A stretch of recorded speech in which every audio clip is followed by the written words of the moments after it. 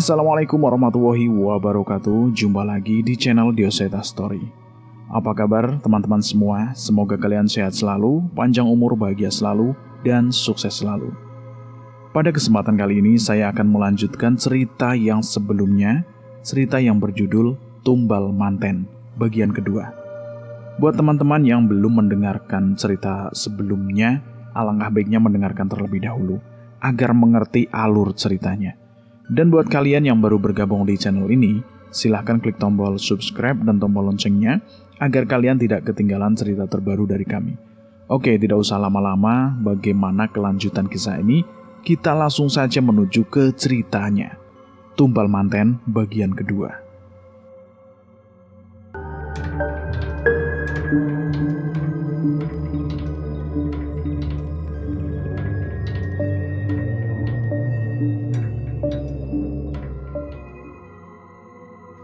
Pengantin di tengah hutan. Hawa terasa begitu dingin di malam ini. Suara langkah dan teriakan tanpa wujud menghantui aku dan Dinda, yang entah bagaimana bisa berada di alam yang tak tersentuh oleh manusia ini. Walau aku memiliki kemampuan melihat sosok gaib, tapi berada di alam ini membuat semua sosok itu terlihat dengan jelas dan berbaur dengan manusia. Aku sendiri mulai sulit membedakan mereka dengan manusia bila hanya sekilas. Kiai sungguh langkir. Entah bagaimana ceritanya, sesosok kerbau cacat dengan bau yang mengerikan bisa menjadi perantara dari persatuan tubuh antara Ndoro Kantur dengan seorang manusia yang kali ini adalah Nuri. Membayangkan bagaimana seorang manusia harus bersetubuh dengan hewan saja sudah membuat aku jijik. Apalagi dengan seekor kerbau cacat. Mungkin berhubungan badan yang dimaksud bukan seperti apa yang aku pikirkan. Mungkin ada cara tersendiri di ritual itu sebagai simbolik. Tapi firasatku mengatakan tidak. Aku baru tahu ada desa yang dihuni lelembut sebanyak ini. Ucapku memandang ke sekitar desa. Enggak, Mas. Aku juga enggak tahu kenapa bisa seperti ini. Tapi kemungkinan semua demit-demit ini memang datang berkumpul menyambut hajatan yang akan dilakukan di desa ini. Ah, pernikahan gaib Nuri. Dinda mengangguk. Memang tidak aneh.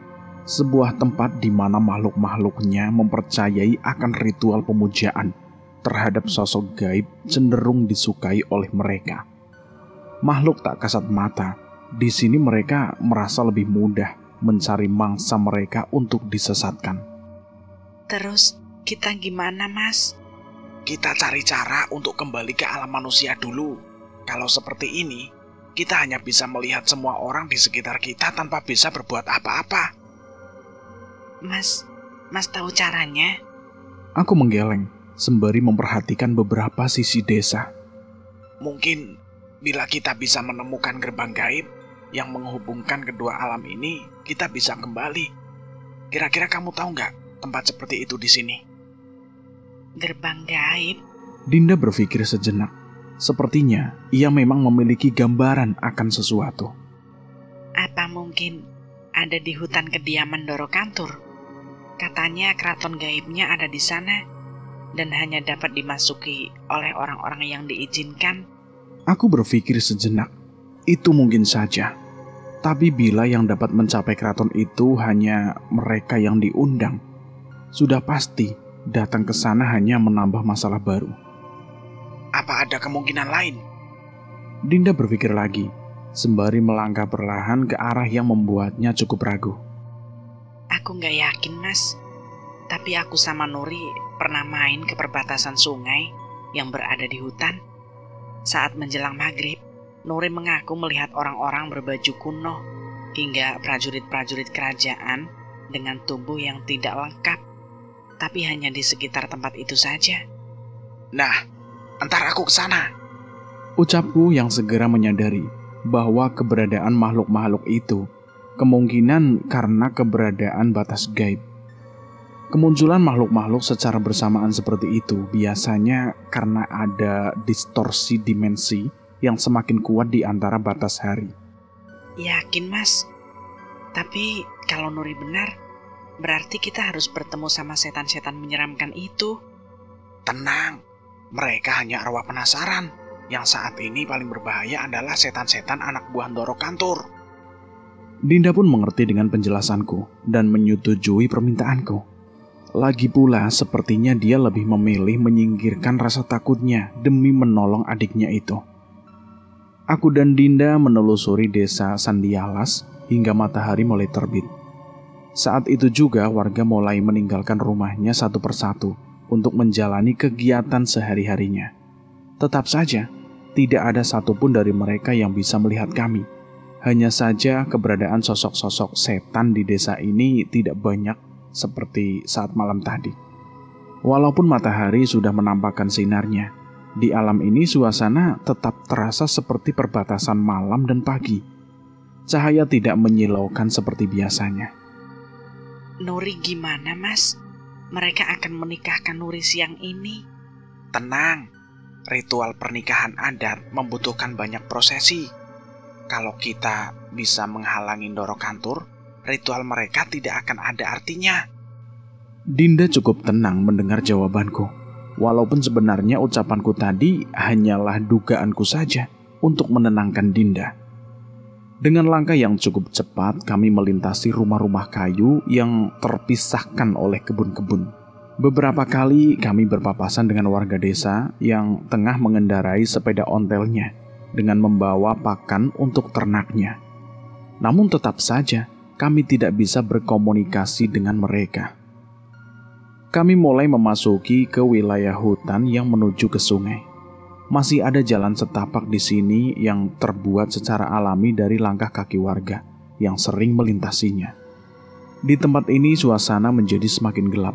Aku menduga cahaya matahari tidak sepenuhnya bisa menembus alam ini. Setelah memasuki hutan cukup dalam, di tengah jalan tiba-tiba Dinda berhenti. Dinda menoleh ke arah satu pohon besar yang umurnya mungkin sudah ratusan tahun. Ia menelan ludah melihat sesuatu yang berada di sana. Ada seorang nenek berpakaian sinden. Ia duduk meringkuk di antara akar-akar pohon sembari melirik kami dengan mata yang tajam. Rambut putihnya terurai dan kulit keriputnya seolah menandakan umurnya sudah ratusan tahun. Sosok nenek itu dikelilingi beberapa ekor ayam dan diantaranya sudah menjadi bangkai. Aku sedikit gemetar melihat sosok itu. Ia mengangkat kepalanya, menatap kami dan tersenyum dengan cairan merah yang menetes dari mulutnya. Darah. Tatapannya saja sudah membuat aku cukup gentar. Aku benar-benar tidak berharap sosok itu akan mendekati kami. Jadi, dia benar-benar ada. Gumam Dinda dengan raut wajah yang tidak jauh berbeda denganku. Ia pun pucat melihat sosok nenek berpakaian sinden itu. Dia siapa, Dinda? Dia Nyi Sangkir. Dinda menceritakan bahwa warga desa Sandialas masih sangat mempercayai tentang keberadaan sosok-sosok penghuni tempat keramat. Salah satunya adalah pohon besar ini. Katanya setiap hitungan weton tertentu, warga desa akan menyembelih ayam dan memasang sesaji di pohon itu. Itu adalah persembahan untuk Nyi Sangkir yang menghuni pohon ini, kata mereka. Sosok nenek itu masih memperhatikan kami, walau posisi kami sudah berjalan cukup jauh. Aku sama sekali belum tenang sebelum nenek itu hilang dari pandangan kami. Aku weruh kowe, Nduk. Aku weruh. Terdengar suara nenek itu sayup-sayup sebelum kami semakin menjauh. Wajah Dinda pucat. Terlebih sekarang ia tahu ada sosok itu yang memperhatikannya setiap pergi ke sungai. Setelah ini, mungkin apa yang dipikiran Dinda setiap pergi ke sungai dulu akan berbeda dengan setelah ini. Mungkin saja ia akan selalu terbayang-bayang dengan wajah nenek itu. Dinda selama ini menganggap hal itu sebagai kepercayaan saja. Tapi saat ini, akhirnya Dinda melihat sendiri sosok yang dimaksud oleh warga-warga desanya. Setiap hal yang ditunjukkan oleh leluhur kita pasti punya maksud dan tujuan. Kamu beruntung bisa mendapat jawabannya langsung. Berarti ritual tumbal ayam dan sesaji itu bukan hal yang salah. Untuk itu, kamu harus memahami sendiri. Saat sudah waktunya, kamu akan bisa menjawab hal itu dengan mudah. Kami pun melanjutkan perjalanan hingga mulai terdengar suara gemericik air. Sungai yang dimaksud oleh Dinda sudah terlihat tak jauh dari pandangan kami. Dinda memberitahu tempat yang ia maksud, cukup jauh dari ujung jalan setapak tadi. Dinda mengantarkanku ke sisi sungai dengan aliran yang deras dengan batu-batu besar yang membelah alirannya. Aku menduga memang jarang ada orang yang mendatangi sisi sungai ini. Sebagian sungai ini jarang didekati warga. Selain karena pernah ada yang melihat setan di sini, aliran sungai di sini juga berbahaya. Aku mengangguk mengerti dengan ucapan Dinda. Aku pun mulai berkeliling mencari celah yang dimaksud oleh Dinda. Seandainya ada makhluk gaib yang bisa muncul di tempat ini, pasti ada cara agar kami bisa meninggalkan alam ini juga. Tidak ada yang salah dengan ucapan Dinda. Aku memang merasakan residu-residu ketakutan gaib yang sebelumnya berada di wilayah ini. Dari jauh atau dari sisi yang tidak bisa aku tebak, aku mendengar suara-suara aneh. Ada suara erangan kesakitan, suara tangisan anak-anak dan wanita, dan terkadang ada suara tawa melengking. Dinda ikut mencari suara-suara itu. Namun entah bagaimana kami tidak bisa mendengar wujud dari asal suara itu. Apa dugaanku salah, Mas? Kita di alam gaib. Bukannya bila ini tempatnya, harusnya kita bisa melihat mereka. Aku tidak menjawab ucapan Dinda. Aku belum mau menyerah mencari petunjuk di tempat ini. Bila cerita Dinda benar, memang kemungkinan terbesar ada batas dimensi di tempat ini. Tap, tap, tap, cerak. Terdengar suara langkah kaki mendekat. Suaranya seperti langkah kaki manusia, namun setengah terseok. Aku menarik Dinda mendekat untuk berhati-hati dengan siapapun sosok yang mendekat itu. Ini tempat yang benar. Hanya waktunya saja yang belum tepat. Tiba-tiba terdengar suara wanita dari salah satu sisi hutan. Aku dan Dinda menoleh dan mendapati sosok seorang perempuan yang mengerikan. Kulitnya banyak dipenuhi bintil. Bekas luka yang mengerikan terlihat di sekujur tubuhnya. Bahkan hanya ada satu mata yang bersarang di wajahnya. Setengah wajahnya hancur, terlebih bau menyengat tercium dari tubuhnya. Siapa kamu? Kamu siapa? Mendengar ucapanku, sosok itu mundur beberapa langkah. Saat itu aku baru menyadari bahwa sosok mengerikan yang mendekat itu mengenakan pakaian pengantin Jawa yang sudah robek-robek dan lusuh. Dinda yang awalnya takut mengernyitkan dahinya dan mendekat ke arah perempuan itu. Aku mencoba menahan Dinda, tapi sepertinya ia tahu apa yang ia perbuat. Mbak Tira, ucap Dinda tiba-tiba. Ia seperti mengenali sosok itu. Aku tidak mengerti maksud Dinda. Namun sosok perempuan itu semakin mundur dan menunduk. Walau begitu, aku melihat anggukan kecil dari sosok itu. Benar, itu Mbak Tira, anak Pak Rasto. Sepertinya Dinda benar-benar yakin dengan siapa yang dilihatnya. Mengetahui hal itu, aku pun mendekati sosok perempuan itu dan memeriksanya. Manusia, benar, dia seorang manusia. Dinda mendekat kepadaku dan sedikit berbisik di telingaku. Sepertinya ia berbisik agar ucapannya tidak menyinggung perempuan yang bernama Mbak Tirah itu. Betapa kagetnya aku saat mengetahui Tirah adalah perempuan sebelum Nuri yang dinikahkan dengan Doro Kantur. Kejadian itu sudah 10 tahun yang lalu. Saat itu Dinda masih sangat kecil. Ia cukup sering bermain dengan Tirah. Namun ia tidak tahu ketika Tirah diputuskan untuk menjalani pernikahan tumbal ini. Yang aku ingat, Mbak Tirah itu cantik, sangat cantik. Ucap Dinda dengan wajah sedih sambil menatap pada sosok itu.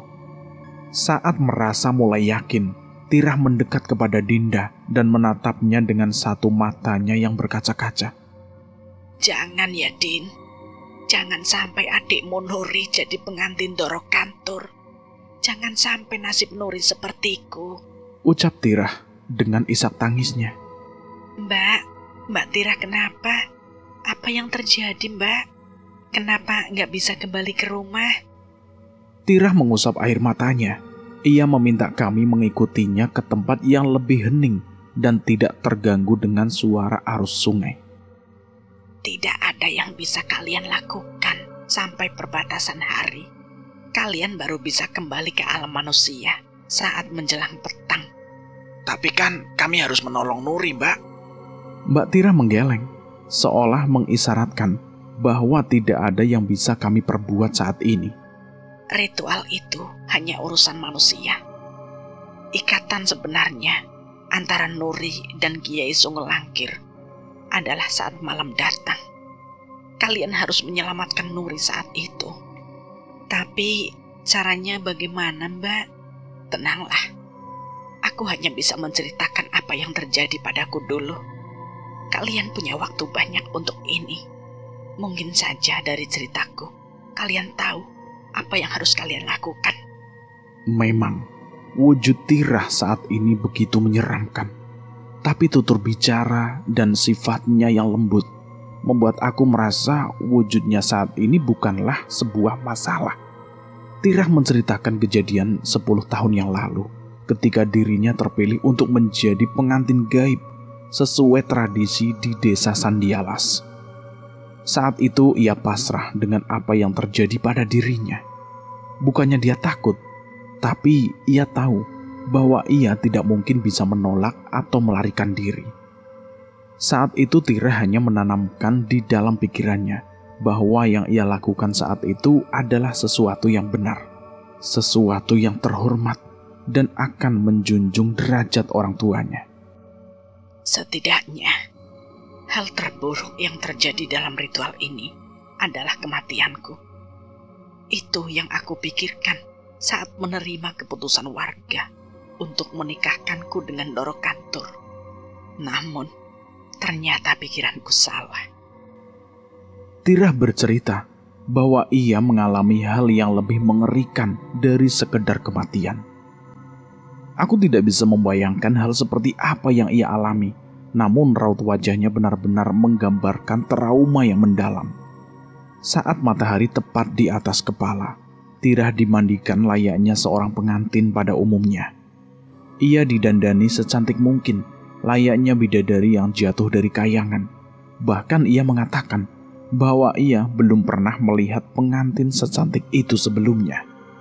Lebih dari sekedar riasan, ada beberapa susuk yang ditanamkan di beberapa bagian wajah Tirah untuk menjadikan terlihat menawan. Warga desa tidak ingin mengecewakan Doro Kantur dan memberikan persembahan terbaik untuknya.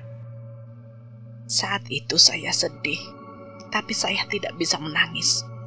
Ada susuk yang ditanamkan di mata saya untuk mencegah saya untuk menangis. Kata mereka, jangan sampai Doro Kantur tidak puas karena melihat saya menangis.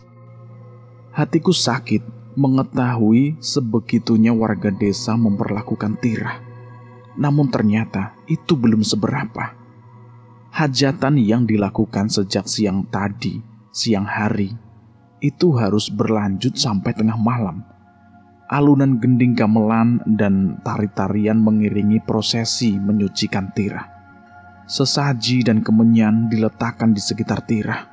Asap itu terus menyelimuti tubuh Tirah untuk menyatakan bahwa ia sudah siap menjadi bagian dari alam yang sama dengan Doro Kantur, alam gaib.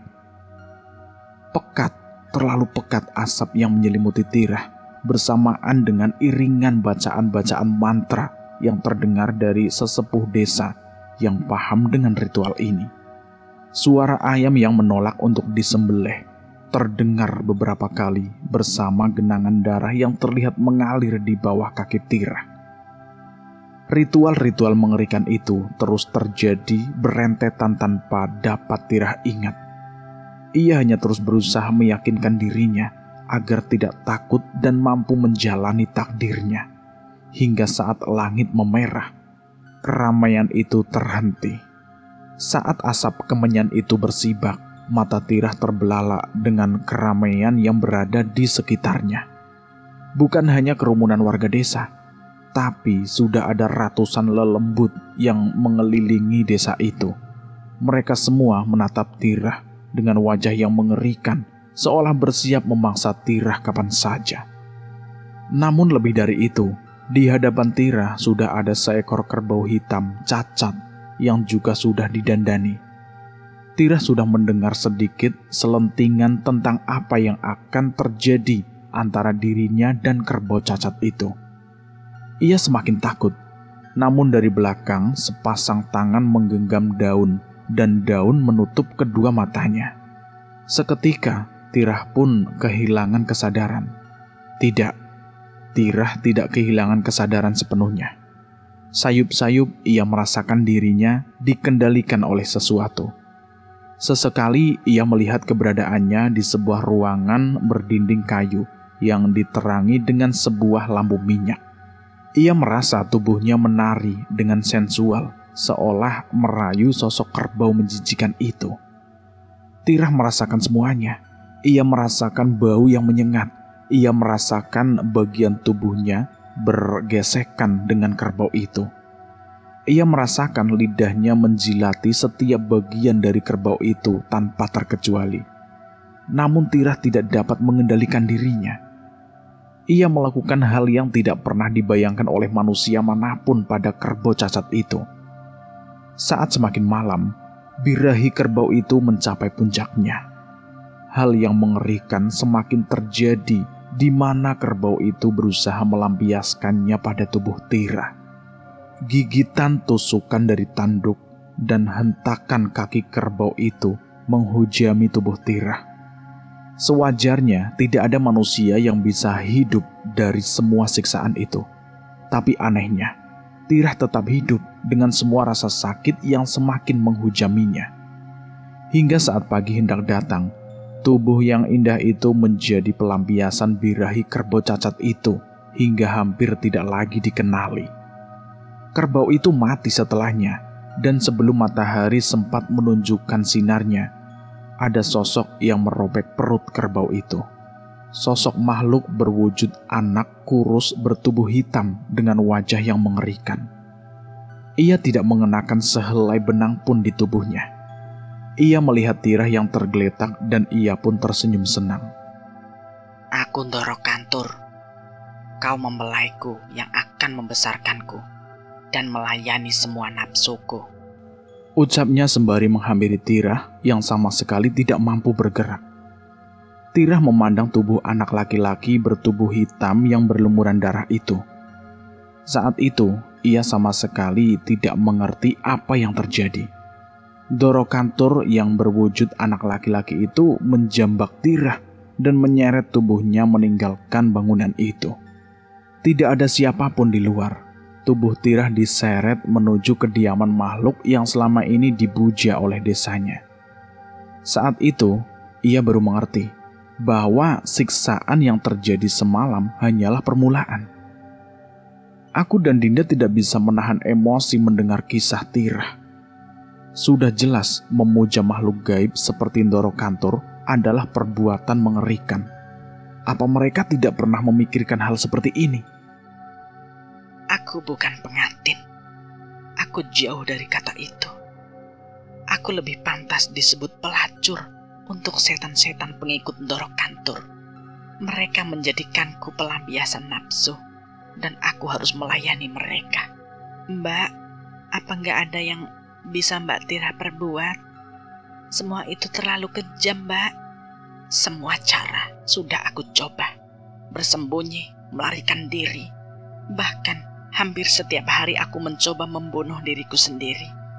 Tapi semuanya gagal. Aku sudah dikutuk untuk terus melayani setan-setan itu. Dari ucapan Tirah, aku yakin bahwa satu-satunya cara untuk menyelamatkan Nuri dan Tirah adalah menghabisi Ndoro Kantur dan menghentikan rantai setan ritual ini. Tapi bagaimana caranya? Bagaimana caraku yang hanya seorang manusia, yang bahkan kesulitan menghadapi sosok pocong dan arwah penasaran biasa? Ndoro Kantur sudah dianggap sebagai sosok bau rekso yang dipercaya mampu memberikan berkah atau kutukan kepada desa Sandialas. Ia pasti memiliki kesaktian yang mengerikan yang membuatnya mampu mengendalikan pengikut-pengikutnya. Kalau ada kemungkinan untuk mengalahkan Ndoro Kantur, hanya malam ini saatnya. Maksudnya, Mbak Tira tahu caranya? Aku tidak yakin. Tirah mengingatkanku tentang ceritanya yang menceritakan kemunculan Ndoro Kantur dari tubuh kerbau cacat itu. Menurutnya, wujud anak kecil itulah wujud terlemah Ndoro Kantur. Ternyata setiap 10 tahun Ndoro Kantur harus menikahi perempuan desa, memuaskan nafsunya dan memuaskan nafsu setan-setan pengikutnya untuk mempertahankan kesaktiannya. Saat menjelang ritual, ia harus merasuki tubuh kerbau cacat yang kali ini dinamai Kiai Sungu Langkir. Itu saat ritual berlangsung. Disitulah ia akan kembali menjadi sosok setan berwujud anak kecil, yang artinya kesaktiannya juga tidak akan sekuat wujud yang sebenarnya. Ketika ia merasuki Kiai Sungu Langkir, saat itulah waktu yang tepat untuk menghabisinya. Walau dalam wujud terlemahnya, bukan berarti ia bisa disamakan dengan setan-setan biasa. Bahkan di demit hutan Sandialas pun masih tunduk padanya. Aku mengangguk, mengerti. Informasi mengenai hal ini saja sudah merupakan hal yang sangat membantu. Apa bangunan yang digunakan untuk ritual itu selalu sama? Aku bertanya pada Tirah. Tirah mengangguk. Setiap 10 tahun, hanya tempat itu yang digunakan untuk ritual pengantin. Tirah menceritakan lokasi yang terletak di belakang bekas-bekas candi kecil di dalam hutan.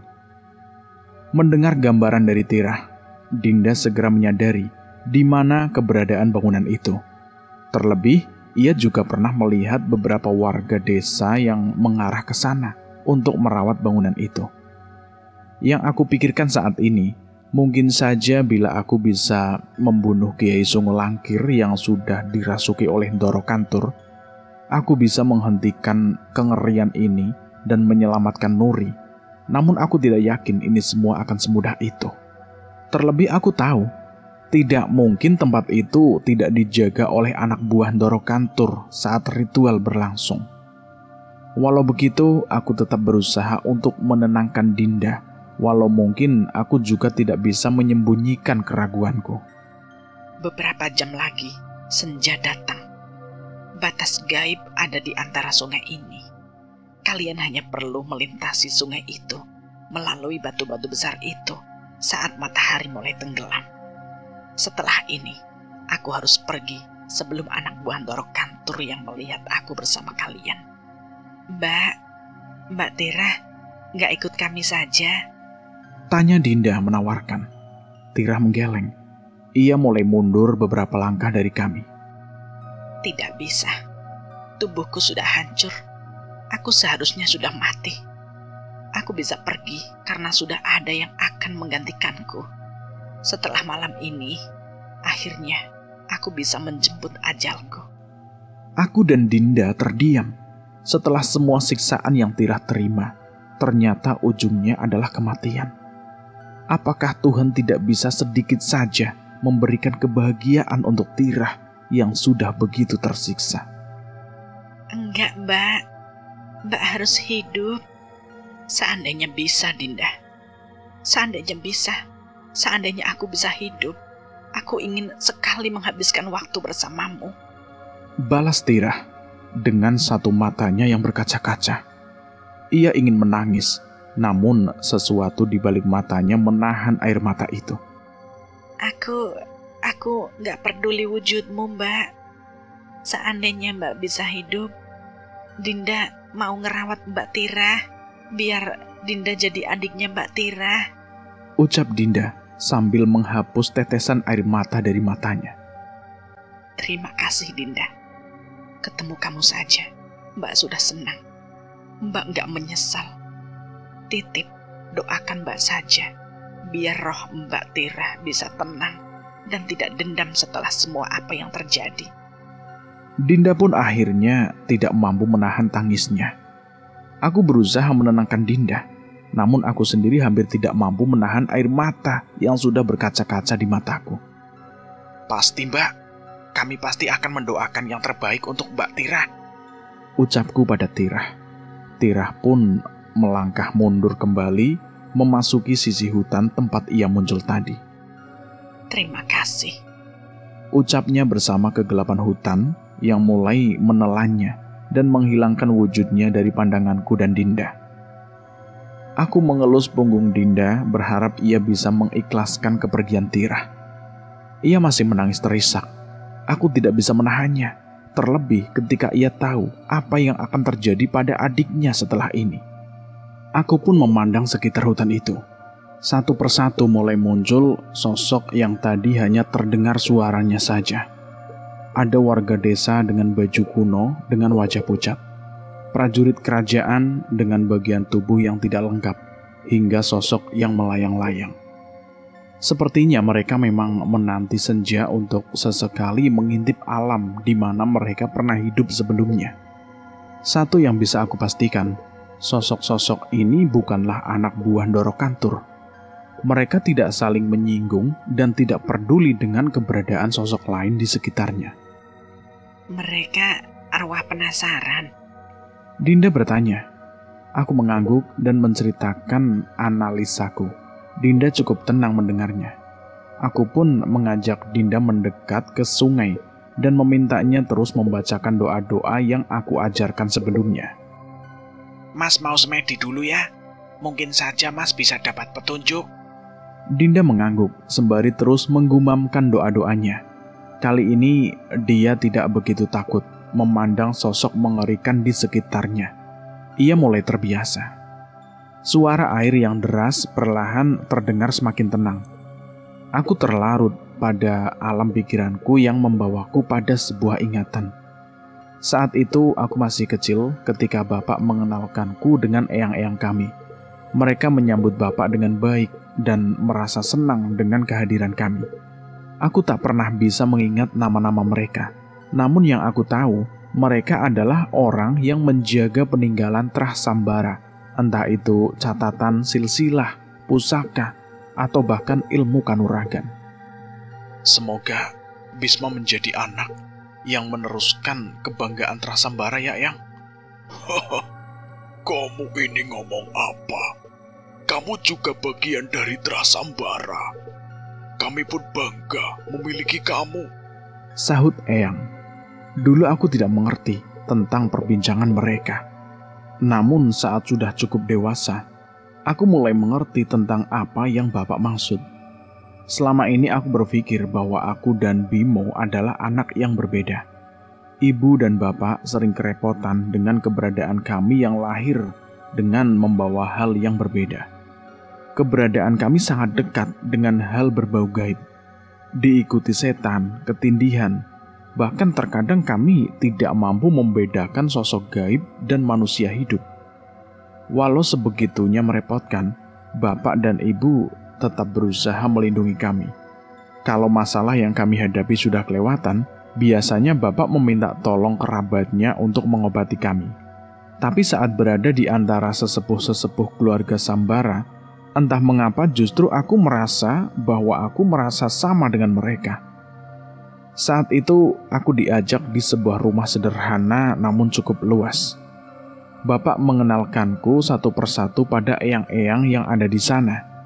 Tidak hanya mengajakku bercanda, mereka juga menyentuh dahiku dengan jempolnya, seolah memberiku restu. Aku melihat wajah bangga Bapak saat itu, walau aku belum tahu bahwa ia bangga atas apa. Bapakmu itu orang hebat, Le. Sangat hebat. Saat kamu tumbuh besar nanti dan menjadi seseorang yang lebih besar dari ayahmu, kamu harus ingat pesan ini ya, ucap salah satu dari eyang yang ada di tempat itu. Aku pun menjawabnya, "Iya, Eyang." Setelah selesai meminta restu pada semua sesepuh, samar-samar aku melihat sosok-sosok tak kasat mata berada di sekitar mereka. Ada sosok kakek bungkuk, prajurit gagah, pendekar, dan sosok lain yang tidak dapat aku lihat dengan jelas. Di sebuah meja juga tersusun dengan rapi beberapa buah keris dan perhiasan yang aku yakin merupakan pusaka yang tidak biasa. Saat itu ada sebuah pusaka yang sangat menarik perhatianku. Sebuah keris. Keris itu tidak memiliki warangka dan dibiarkan tergeletak begitu saja di meja. Entah aku seperti merasa keris itu memiliki ikatan denganku. Tapi aku tidak bisa menggambarkan bagaimana aku bisa merasakannya. Ada salah satu eyang yang memperhatikan ekspresiku dan keris itu. Ia sedikit tersenyum dan mengangguk.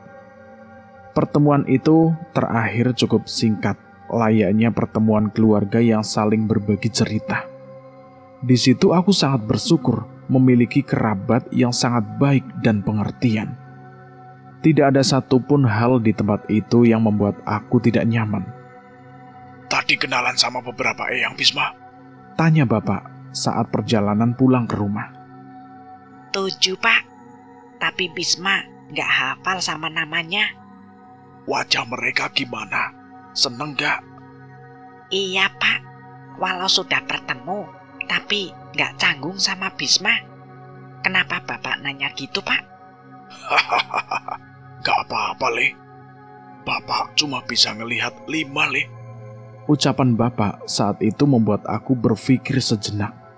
Barulah saat hampir sampai ke rumah aku sadar bahwa hanya 5 dari sesepuh kami yang hadir di tempat itu yang masih hidup.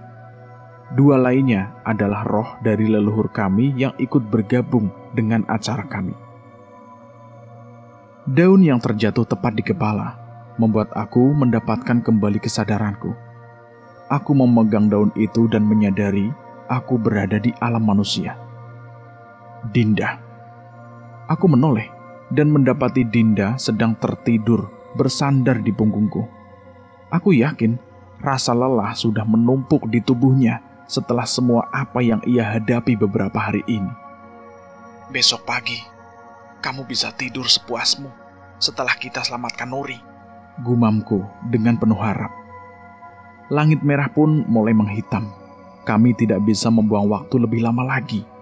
Suara keramaian, arak-arakan, sayup-sayup terdengar sampai ke tempat ini.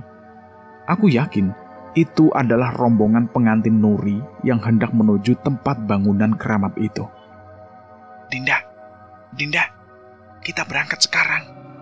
Aku membangunkan Dinda. Dinda termenung sebentar dan segera mengerti keadaannya. Iya, Mas. Jangan sampai terlambat. Aku dan Dinda mencuci muka kami menggunakan air sungai dan bergegas meninggalkan tempat itu. Arwah-arwah penasaran di sana masih menunggu malam datang untuk kembali lagi ke alamnya. Bersabarlah. Saat semuanya selesai, aku akan mengirimkan doa agar kalian semua bisa tenang. Ucapku pada sosok-sosok roh yang sebenarnya juga tidak memperdulikan keberadaanku itu. Kami menerobos semak dan dedaunan hingga sampai pada rombongan pengantin yang memasuki hutan. Beberapa obor terlihat menyala-nyala mengiringi rombongan pengantin yang sama sekali tidak bisa dibilang wajar. Mas, itu Bapak sama Ibu. Dinda menunjuk ke arah orang tuanya yang berjalan mengiringi Nuri.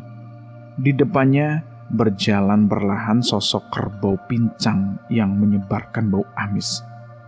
Aku tidak ingin memberitahu Dinda, namun di depan mataku saat ini yang terlihat bukan hanya iring-iringan pengantin, namun ada juga iring-iringan makhluk tanpa kepala yang berjalan di belakang rombongan itu.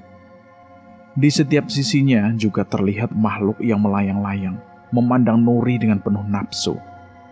Asap kemenyan mengepul di sekitar Nuri. Sekilas aku menebak bahwa Nuri sudah kehilangan kesadarannya. Dengan berhati-hati kami mengikuti rombongan itu dari jauh. Dalam hati aku tidak henti-hentinya membacakan doa berharap agar keberadaan kami tidak terendus oleh mereka. Cukup dalam kami memasuki hutan, namun ada batas yang pada akhirnya hanya Nuri, Kiai Songo Langkir, dan sosok kakek tua yang menjebak kami di alam gaib itu, yang meneruskan perjalanan hingga sampai di bangunan keramat itu. Itu hanya rumah kayu biasa, namun ukiran kayunya terlihat mewah dengan kepala pintu yang terukir wajah Butokala. Walau hanya digunakan 10 tahun sekali, namun bangunan ini terlihat terawat. Benar ucapan Tirah, warga desa merawat tempat ini baik-baik. Saat itu juga aku menyimpulkan, mungkin saja dapat diartikan bahwa warga desa memang memelihara sosok Ndoro Kantur ini. Ibu, Nuri mengeluh cemas. Ia menoleh sembari berharap ibu ataupun ayahnya menyelamatkannya dari situasi ini. Namun sayangnya, jawaban yang ia dapat tidak seperti yang ia harapkan. Kedua orang tuanya hanya mengangguk, merestui kepergiannya menjalani ritual itu. Aku mengepalkan tanganku, geram melihat hal itu. Apakah keinginan setan lebih penting dari nyawa anak mereka sendiri? Perkataan itu merupakan bahwa Nuri masih sadar dalam mengikuti semua ritual yang ia jalankan tadi. Tapi kakek itu tidak membiarkan hal itu terjadi.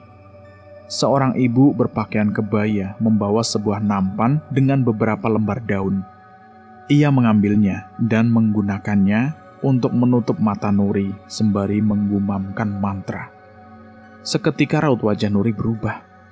Ia menurut begitu saja pada kakek itu untuk masuk ke dalam bangunan keramat bersama kerbau itu. Nuri sudah diterima oleh Ndoro Kantur. Panjenengan dipersilahkan kembali. Dan saya masih memiliki beberapa hal untuk saya urus. Ucap kakek itu lagi saat seluruh warga sudah pergi meninggalkan tempat itu. Saat itu, seketika firasatku menjadi tidak enak. Saat obor warga sudah tidak terlihat lagi, Dinda mengajakku mendekat menuju bangunan itu.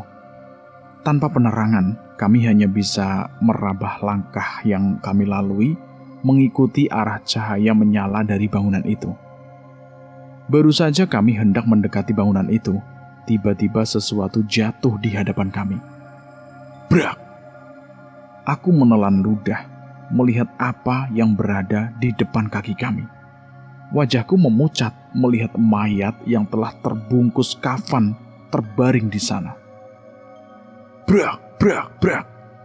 Tidak hanya satu.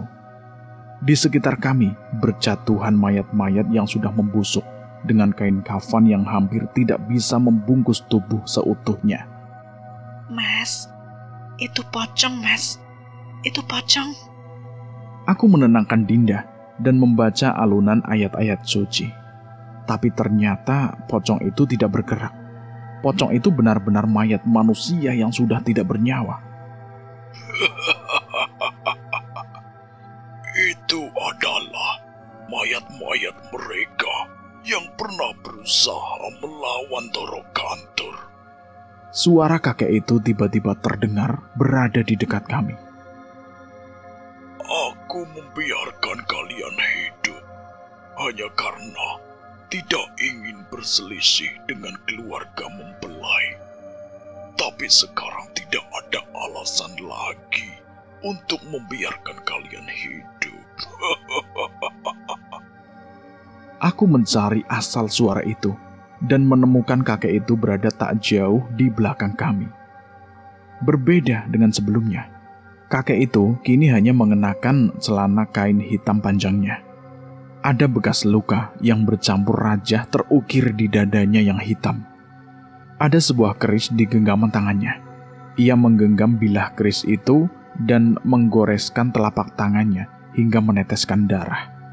Sembari membaca beberapa mantra, ia menatap Dinda sembari tersenyum dan menjilat darah di kerisnya itu.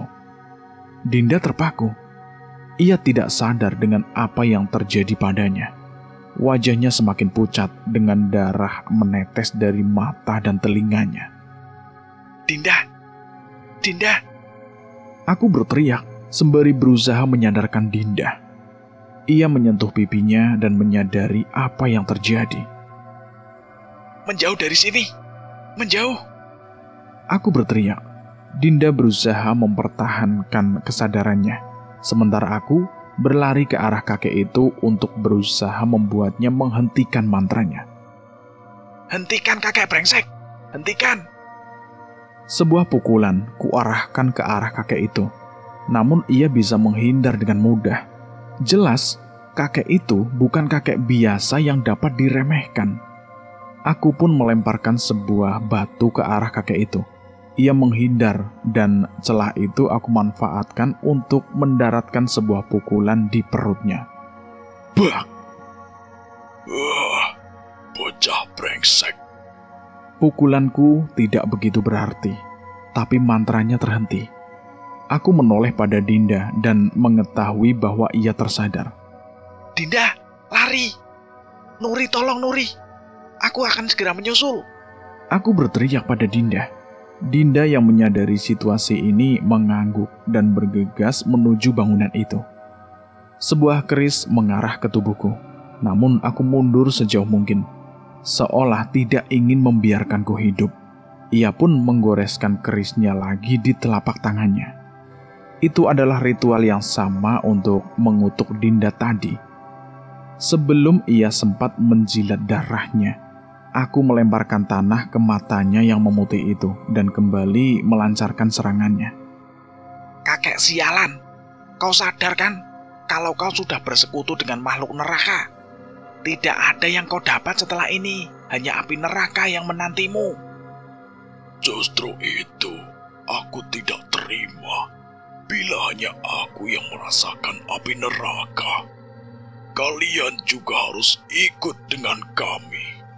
Balas kakek itu. Selama aku bisa menghalangi ritual-ritual yang dilakukan kakek itu, seharusnya aku bisa terhindar dari trik atau ilmu hitam yang ia gunakan untuk mengutuk Dinda atau memindahkan kami ke alam lain. Tapi aku tidak punya banyak waktu untuk meladeni kakek tua ini. Walau tubuhnya renta, entah mengapa seranganku tidak berdampak banyak padanya. Aku langsung menduga bahwa kakek ini memiliki ilmu kebal. Saat itu aku mengingat kejadian di desa saat ada maling yang tertangkap dan sempat dipukuli oleh warga. Anehnya, maling itu tidak merasa kesakitan dan tetap sombong menantang warga desa. Saat itu bapak datang dengan membawa batang kelor yang masih berdaun dan menyabetkannya pada maling itu. Saat itu juga maling itu berteriak kesakitan meminta-minta ampun. Belajar dari bapak, saat aku berurusan dengan demit atau ilmu gaib, aku selalu membawa benda-benda tertentu seperti itu. Benar saja, saat aku mengambil batang dan daun kelor dari tasku, kakek itu terlihat gentar. Aku pun menyabetkan pada kakek itu. Ia menghindar, namun sabetanku menggores sedikit telapak tangannya. Kakek itu berteriak kesakitan. Ini berhasil. Aku pun menghadapi kakek itu bersenjatakan benda yang sering digunakan oleh bapak untuk mengusir setan. Bocah brengsek. Wajah kakek itu meringis kesakitan setiap kali aku berhasil mendaratkan serangan ke kulitnya. Aku hampir merasa ini akan berhasil. Sayangnya, melawan seorang yang memiliki ilmu hitam tidak semudah itu. Kau pikir cara bodoh ini bisa mengalahkanku? Teriak kakek itu dengan kesal. Aku mencoba membuktikan gertakannya dengan menyerangnya lagi. Namun tiba-tiba, aku terjatuh oleh sosok yang memegangi pergelangan kakiku. Sudah cukup. Jangan pikir seorang Mbah Gandas akan mati hanya karena benda seperti ini. Ucapnya merebut sebatang kelor di tanganku dan membuangnya. Aku mencoba melepaskan kakiku dan mencoba meraih batang kelor yang menjadi senjataku. Tapi tangan-tangan dari dalam tanah kembali muncul untuk menahan tubuhku. Sial! kita berbeda. Aku Mbah Gandas, bangsawan dari Trah Paku Jajar yang diperintahkan untuk menjaga Ndoro Kantur hingga ia bisa bersatu dengan Ingon Trah Paku Jajar yang lain. Tidak mungkin aku mati hanya karena bocah sialan seperti kamu.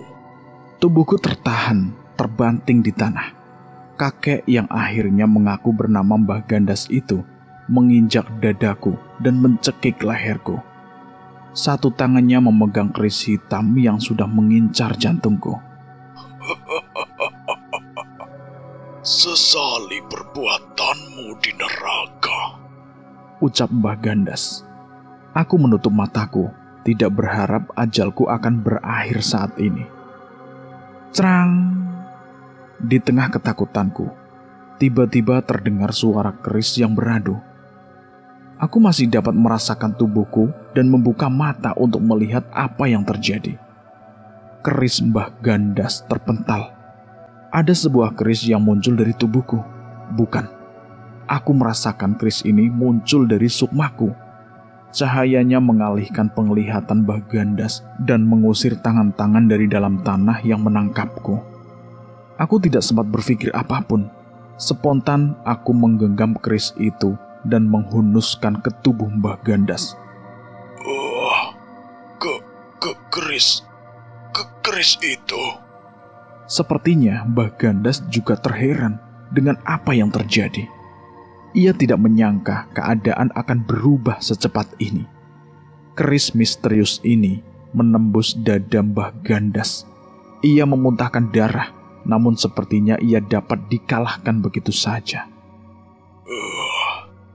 Kalau begitu, ini adalah pertarungan hidup dan mati.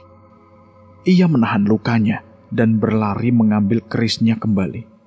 Namun saat ia mencoba menyerangku, tiba-tiba api merah membakar wajahnya begitu saja.